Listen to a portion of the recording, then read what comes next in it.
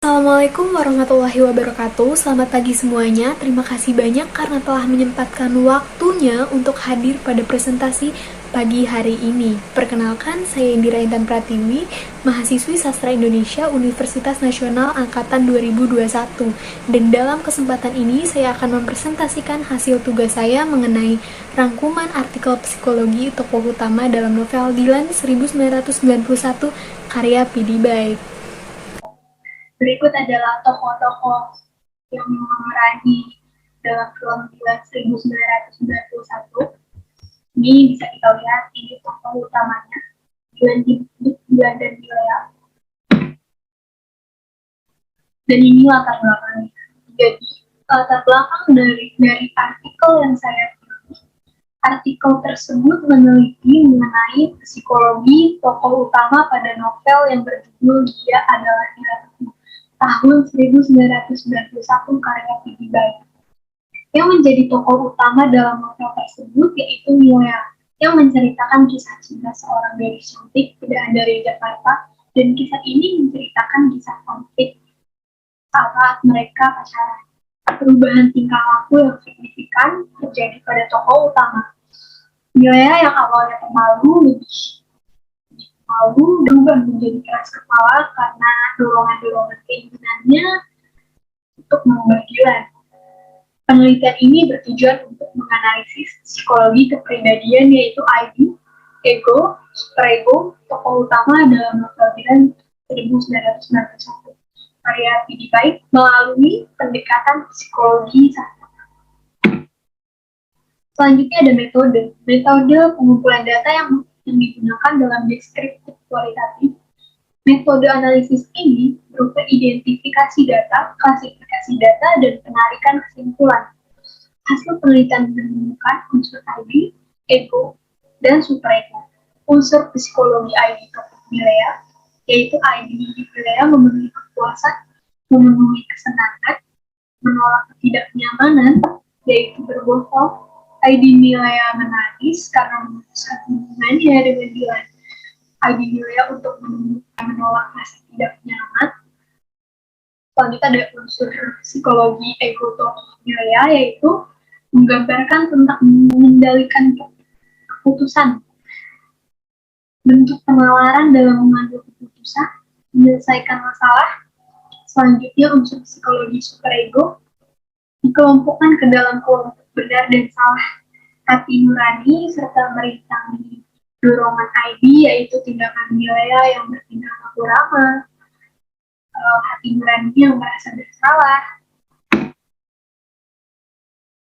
Selanjutnya ada teori.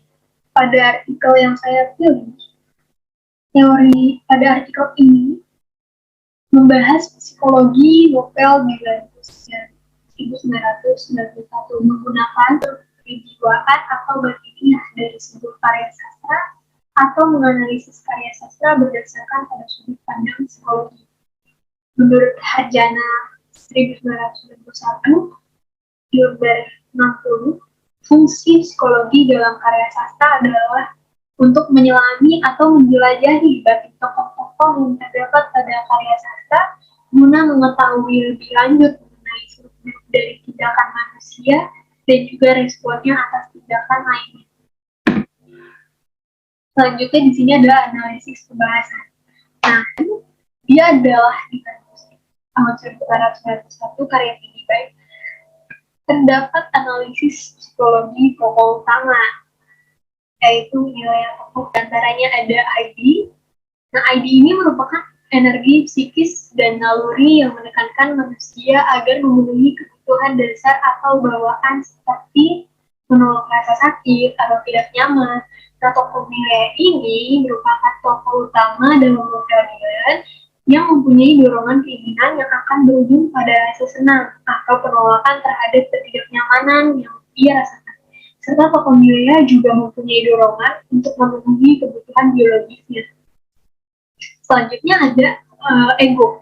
Nah, tugas ego sendiri memberi tempat pada fungsi mental utama, misalnya penalaran penyesalan, masalah, dan pengambilan keputusan. Ego tokoh Milea ini berusaha mengendalikan ID dengan mengambil keputusan atau dengan memenuhi ID. Selanjutnya ada superego. Superego yang mengacu pada moralitas dalam kepribadian. Superego melihat tentang hal yang baik dengan bertingkah laku ramah dan dalam hati nurani yang merasa bersalah. Selanjutnya ada rumusan masalah. Nah, melalui kisah Dilanku tahun 1991, banyak kalangan yang kontra dengan cerita kisah novel ini karena tidak sesuai dengan norma agama dan pendidikan. Kisah tersebut secara tidak langsung mengajarkan remaja sekarang untuk bagaimana makna pacaran yang sebenarnya. Banyak remaja Indonesia sekarang sudah berpengaruh pada persoalan novel ini, bahkan sudah tergeser cara berpikir dan moralitasnya sudah menurun. Sehingga tidak heran di media sosial ada adegan-adegan yang tidak pantas untuk ditiru. Namun, di sisi lain, novel ini mengajarkan kita untuk menghargai setiap karya orang lain. Nilai moralnya, walaupun bila anak yang sering berkelahi, bahkan sering diskors dari sekolah, namun bila digambarkan sebagai seorang yang menghormati orang tua. Bahkan, wali kelasnya yang sering menegurnya pada saat dia salah. Selanjutnya, kelompok geng motor memiliki kesan yang buruk dalam pemikiran masyarakat. Nah, tapi pada kenyataannya banyak disenangi orang dan mempunyai banyak teman. Jadi, tidak selamanya geng motor itu ya bermasalah gitu-gitu guys. Di dalam film ini dijelaskan bahwa geng motor nggak seburuk itu loh. Nah, pada kesimpulannya, berdasarkan hasil pengumpulan data dan hasil analisis data yang telah dilakukan, peneliti tersebut menemukan 3 unsur psikologi yang tadi sudah dijelaskan, ada ID, ego, dan superego. Nah, teori ini tuh menurut siapa sih sebenarnya? Teori ini dijelaskan menurut Sigmund Freud. Jadi, ada beberapa unsur psikologi pada novel Dilan 1991 ini, yaitu yang antaranya ada unsur ID. Nah, unsur ID ini terdapat dalam tokoh Milea. Digambarkan sebagai seorang yang penuh dengan keinginan di dalam dirinya. Nah, selanjutnya ada unsur ego. Dalam peneliti ini dikelompokkan ke dalam membuat keputusan dan pemenuhan kebutuhan ID. Milea sulit untuk menetralkan keadaan ketika konflik memuncak. Jadi dia seringkali memutuskan untuk diam. Gitu, unsur ego ini. Terus selanjutnya ada unsur superego. Nah, unsur superego ini dikelompokkan ke dalam benar atau salah kata hati yang menghukum perilaku yang salah, serta merintangi dorongan ID. Jadi, rasa penyesalan yang dirasakan Milea dengan menghukum diri sendiri itu adalah unsur psikologi yang dominan dalam tokoh novel Dilan. Oke.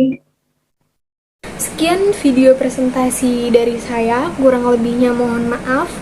Terima kasih untuk dosen pembimbing pengantar sastra Ibu Kurnia, dan terima kasih untuk teman-teman yang sudah mendengarkan presentasi saya. Terima kasih banyak. Wassalamualaikum warahmatullahi wabarakatuh.